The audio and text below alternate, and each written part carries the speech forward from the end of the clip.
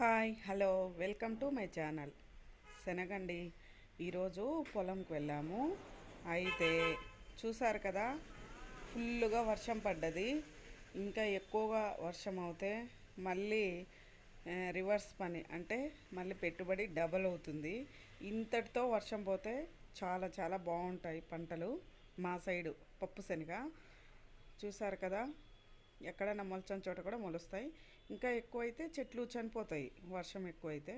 ఇంక ఇక్కడ చూసారు కదా, ఈ గెట్టమ్మడి కంప అనేది వెయ్యాలి. ఎందుకు వెయ్యాలి అంటే మా పొలంలో హైవేకు పక్కనే ఉంటుంది కదా. ఇప్పుడైతే పర్వాలేదు, ఇంకా పూత పూసి పప్పు శనగలు చిన్న చిన్న కాయల్లాగా వస్తాయి కదా, అప్పుడు ఈ హైవే పక్క నుంచి ఆపి ఎక్కడ కన్వీనియంట్గా ఉంటే అక్కడ చాలా చాలా తీసుకెళ్తారు. అందుకని చిన్నగా ఉన్నప్పుడే కంప అనేది ఇలా వేసుకోవాలి. అందుకే మేము ఇక్కడ క్లీన్ కూడా